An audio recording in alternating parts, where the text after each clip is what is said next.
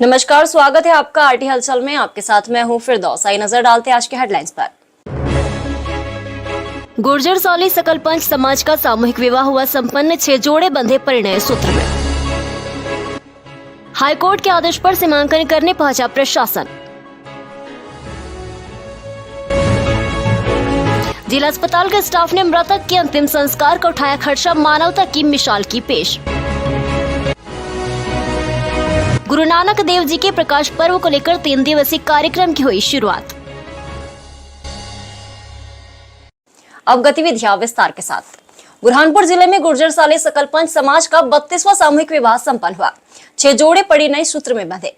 समाज ने फिजूल खर्ची को रोकने के लिए 32 साल पहले सामूहिक विवाह की शुरुआत की थी। आज भी ये परंपरा चली आ रही है। मध्य प्रदेश एक ऐसा राज्य है कि जहां पर अपनी अपनी परंपरा है और हर समाज के लोग परंपराओं के अनुसार उनका निर्वहन भी करते हैं। मध्य प्रदेश के बुरहानपुर जिले में गुर्जर साली सकल पंच समाज की ओर से 32 सालों से सामूहिक विवाह फिजूल खर्चे को रोकने के लिए किया जा रहा है। इस समाज द्वारा तुलसी विवाह के दिन रात 12 बजे विवाह संपन्न कराए जाते हैं। यहाँ पर जो भी युवक युवती परिणय सूत्र में बंधे हैं, उन्हें पूरा समाज आशीर्वाद देने के लिए पहुंचता है। इस बार भी 6 जोड़े परिणय सूत्र में बंधे। आरटी हलचल की टीम ने जब गुर्जर साली सकल पंच समाज के अध्यक्ष राजू जरीवाला से बात की तो उन्होंने बताया कि 32 साल पहले फिजूल खर्ची को रोकने के लिए सामूहिक विवाह की शुरुआत हुई थी। एमपी के बुरहानपुर में गुर्जर साली सकल पंच समाज एक ऐसा समाज है कि जहां पर तुलसी विवाह से ही विवाह की शुरुआत होती है, जिसके बाद मध्य प्रदेश में शादियों की शुरुआत की जाती है। हमारे समाज में सबसे पहले विवाह होते हैं, इसलिए इस विवाह में बड़ी दूर दूर से लोग आते हैं। इस बार 6 जोड़े परिणय सूत्र में बंधे, जिनको आशीर्वाद देने के लिए मध्य प्रदेश, महाराष्ट्र और गुजरात से भी समाज जन शामिल। 1992 से और पहले तो हमारी परंपरा ये थी समाज की कि घर घर मंडप डलते थे और एक एक जगह महाराज को लाने में ले जाने में बड़ी दिक्कत होती थी। तो समाज के उस टाइम के जो पदाधिकारी थे, उन्होंने निर्णय लिया कि क्यों ना अलग अलग करते हुए और फिजूल खर्ची को रोकते हुए सामूहिक विवाह की शुरुआत की जाए। तो 1992 में इसकी शुरुआत हुई है। आज लगभग 32 साल हो गए हैं और ये निरंतर चल ही रहा है। कितनी शादियाँ होती है यहाँ? लगभग करीब 21-22 शादियाँ तक के हो चुकी है। इस बार कितनी शादियाँ होती है? इस बार 6 शादी हो रही है। देना चाहता है समाज अन्य समाज को। सर, अन्य समाज हम बहुत कम खर्चे के अंदर बहुत अच्छा प्रोग्राम करते हैं। हर साल सम्मेलन होता है हमारा। कम खर्चे के अंदर हम अच्छे से अच्छा प्रोग्राम करते हैं। शादी मतलब मंडप से लेके खाने का पूरा खर्चा समाज उठाती है। केवल 12,500 रुपये हम लेते हैं। मतलब समय के अनुसार थोड़ा कम ज़्यादा करके हम बढ़ाते हैं हर साल, लेकिन इस बार हम 12,500 लेके वर पक्ष और वधु पक्ष 12,500 लेके हमने ये कार्यक्रम कर रहे हैं। कौन सा और आज क्या रिस्पॉन्स है? जब हमारा सामूहिक विवाह शुरू हुआ, जब 5,000 लेते थे वर पक्ष से, वधु पक्ष से 5, वो बजट को देखते हुए हमने धीरे धीरे 23 सालों में बजट बढ़ाते हुए अब 12,500 करें।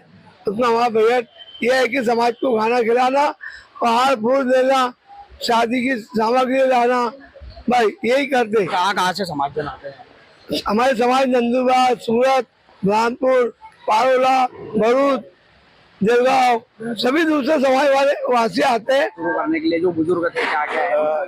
सबसे पहले नारायण दास जी जो थे वो अध्यक्ष थे। उनके कार्यकाल में यहाँ सामूहिक विवाह सम्मेलन चालू हुआ।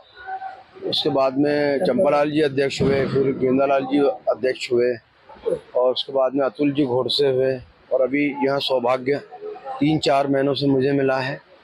तो मेरा यह पहला सामूहिक विवाह है और इसमें सबसे बड़ी बचत ये होती है कि बुनकर समाज पिछड़ा समाज है और इसमें बार बार शादियाँ होने में, तीज की शादियाँ होने में बार बार मेहमानों को इधर से उधर जाना पड़ता है। उसमें अधिक खर्चा, अधिक व्यय होता है। इसको देखते हुए, इसको ध्यान रखते हुए हम लोगों ने विशेष इसीलिए यह सामूहिक विवाह रखा हुआ है। बुरहानपुर में जबलपुर हाईकोर्ट के आदेश पर राजस्व नगर निगम द्वारा बुधवार को पांडारोल नाले का सीमांकन किया गया।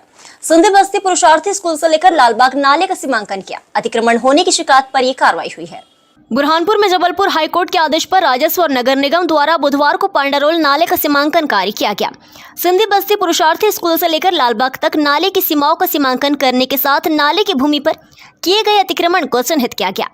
राजस्व निरीक्षक सुनील बागुर ने बताया कि हाईकोर्ट के आदेश पर कलेक्टर भव्य मित्तल द्वारा नाले का सीमांकन करने के निर्देश दिए गए थे, जिसके तहत राजस्व और नगर निगम की टीम द्वारा सीमांकन किया जा रहा है, जिसमें जो भी अतिक्रमण चिन्हित किया जाएगा उसे सूचीबद्ध कर वरिष्ठ अफसरों के आदेश पर आगे कार्रवाई की जाएगी। ये जो है ये खसरा नंबर 364/1 लालबाग का है और माननीय उच्च न्यायालय जबलपुर के रीट पिटिशन के में जो आदेश हुए हैं उसके परिपालन में और माननीय कलेक्टर महोदय के आदेश के अनुसार हम यहाँ इस नाले का जो है अतिक्रमण का पूरा उसका सीमांकन कर रहे हैं। जो अतिक्रमण पाए जा रहे हैं चिन्हित कर रहे हैं और उसको सूचीबद्ध किया जा रहा है और पूरे अतिक्रमण पाए जाने पर विस्तृत रिपोर्ट तैयार करके प्रस्तुत।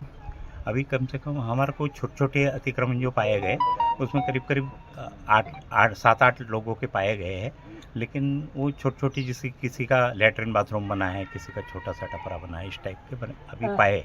इसके आगे हम अभी चल रहे हैं। चौड़ाई तो प्रत्येक जगह अलग अलग होती है और कहीं 32, कहीं 30, कहीं 35 ऐसे मीटर है।